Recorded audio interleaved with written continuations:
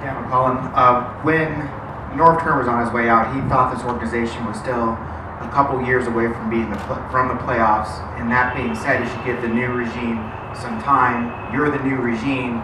Do you see this organization being a couple years away from the playoffs?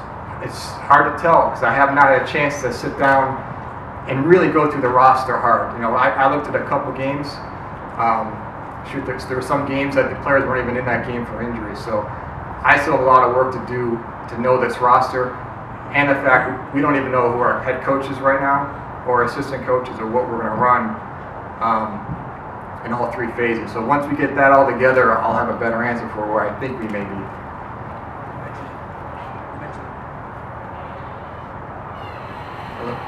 You mentioned the draft as a main priority. Why is it important to get homegrown talent here?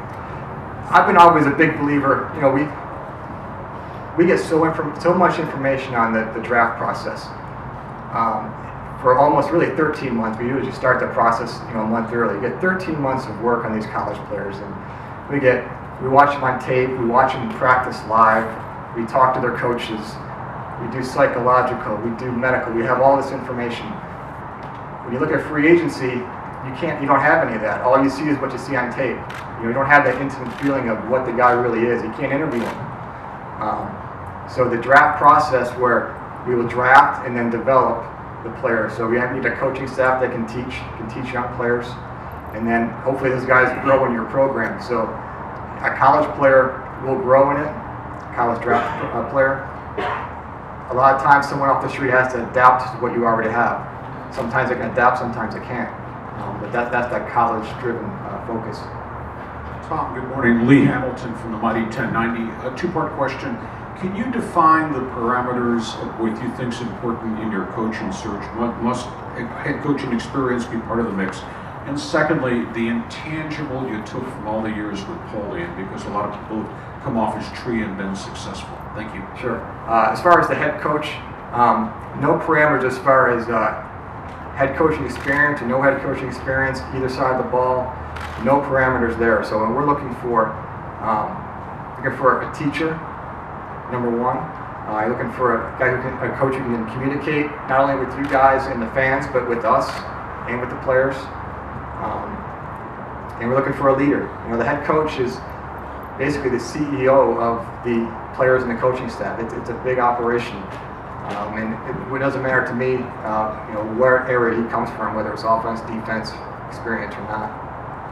Tom Rossi, Fox 5. Can you just, you have experience with Bruce Arians. Can you expand on what kind of conversations you've had about this head coaching vacancy, and will you let that head coach pick his assistant coaches in like a Chuck Pagano that it's already here? Well, as far as the assistant coaches, yes, the head coach will have the say on who he wants on his staff. In regards to Bruce Arians, we just got finished playing a playoff game on Saturday or Sunday. I've lost track of the days already. Sunday, and we were all Colts all the way through. So I've had no discussions with him on anything of the future. It was all Colts based. Yeah, can you repeat that real quick? I'm sorry. His intangibles. Well, I know for one. Everything I've learned and how to build a football, not only a football roster, but a football winning organization is from Bill. In my mind, he's a Hall of Famer. He gave me opportunities and responsibilities early on at a younger age when he probably didn't have to. He's one of the best the game's ever seen. Not only football to me, but any team sport as far as a team builder. So I have a lot of the same philosophies. Obviously, personalities may be different. We came up different ways a little bit. Get a little bit of coaching background. Everybody does their own thing, but as far as the philosophies, a lot of what I learned from Bill is what I believe today. Welcome, Jim Laszlovic, NBC San Diego. This is obviously a career goal for you. When you were being interviewed, at what point did you realize that you were going to be the main candidate, and why you, why now? Until they offer you the job, I never count my chickens before they're hatched. So until they actually offer me the job, I kept telling my wife, just relax, we'll find out eventually. But I'm always planning. I was always planning, if I get the job, this is what we need to do. So in my head, I was thinking I had it because I'm a big planner and preparer. And in this business, you can't be over prepared. So I was already in my head planning what do we need to do right off the bat. But as far as when I thought I had it, not until they finally said, hey, look, we want you to be our general manager. The second question, maybe that's a question for Dean, but I was lucky enough, to work for an organization where we had a lot of success. And we had a standard that we worked with that I know works because we saw it work. It worked with the Carolina Panthers, it worked with the Buffalo Bills. So we have a plan in place that I know works. Now, there's been a lot of tweaks to that plan over 20 years, of course, but I think that and I have a wide ranging, I've had a chance to do a lot of things. I've started at the bottom, the very bottom, and up until last year worked up to the the number 2 person. So I've seen all different angles of an organization from bottom up. Tom, Kevin Acey from the Union Tribune. You and your boss did a lot of things with the Colts last year in terms of the roster turnover that would seem to translate into a roster here that's going to undergo some turnover. Can you speak to that and just how the success you guys were able to have? Yeah, it was it happened in 1998 when we first got the Colts, and I was a college scout then, so I wasn't as involved, and it was the same thing. We were 2-14, and you have to turn the whole thing over. So this coming year, it was the same thing. We had players that fit an old scheme, and you just cannot turn over a whole roster in 1 year. It's just impossible. So you got to pick and choose your spots. But it was a daily grind, especially Mondays and Tuesdays, which are the big days when you make your transactions. I joked 2 or 3 times that I would say one Tuesday, I'd tell Ryan, Ryan, we have not made 10 transactions that day since I've been here. And then the next Tuesday, hey, we just made 11 today. So it's a lot of turnover. But that's why you have scouting staff, and I know our guys in Indianapolis, our pro scouts there, our college scouts did an incredible job of knowing what's out there, fine-tuning it for us, giving us the right names. But it takes work. Dean said you guys would like to have Jimmy Ray back. Can you speak to maybe your relationship with him and what you think he might have to offer here? Well, I do know him a little bit, not a lot, but I know one thing, and all I'll say is, I absolutely, positively would love him back. And one of the first things today or tomorrow, I want to talk to him and see, but I absolutely would love to have him back.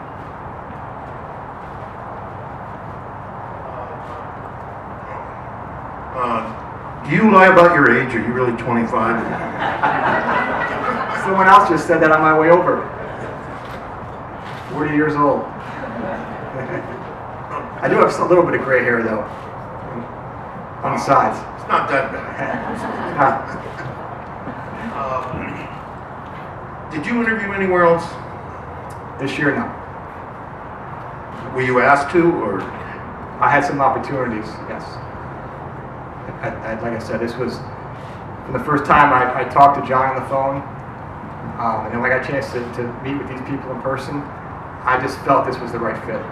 And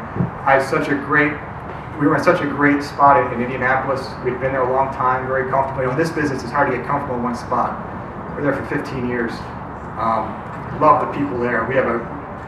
They now have a great young team coming up. So it wasn't like I was actively looking to leave. I loved it there. But once I spoke with Dean and John and Ed McGuire has been great through this whole process. And Ron Wolf, I just knew this was the right fit. How much did having an established quarterback have to do with your decision? Well, it's certainly nice. And I've seen him up close. I've seen him beat us, more than once. And I can't wait to meet him. Moving forward. But sure, having Phillip Rivers is certainly a big part of it.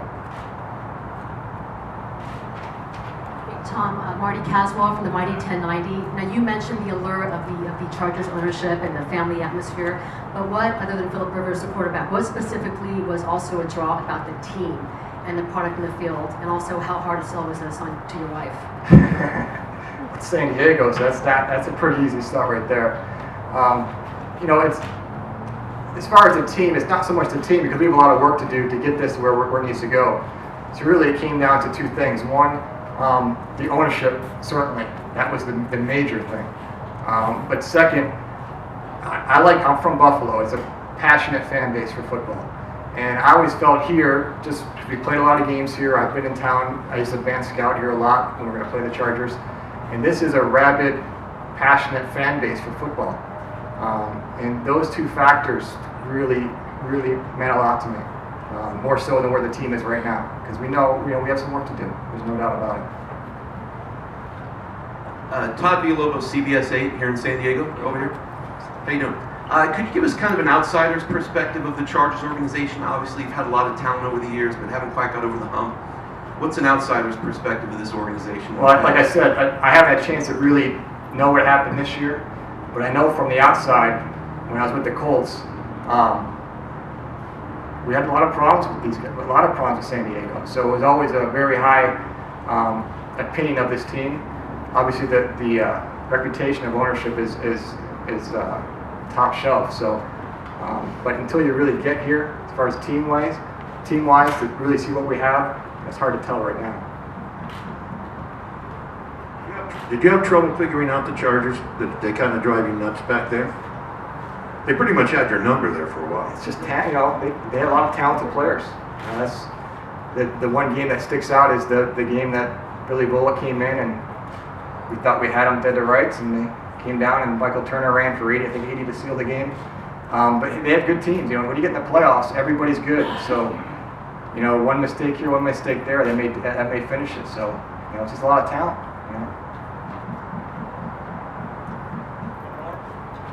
Just from it has nothing to do with this job, but was there a lot of discussion between RG3 and Luck when you guys when it came time to draft? We'll do that for a different day. I think we could be here a long time going through that one, but no, we're extremely ecstatic to have Andrew Luck. All right, well, thanks. Like I said, I can't wait to get started. We're gonna get work to here right now, and I'm trying to stay in town and have my wife send some clothes so we get this head coach search on the way. But we're gonna work. Myself, the staff, we're going to work extremely hard to make the city proud of this football team. So thank you very much.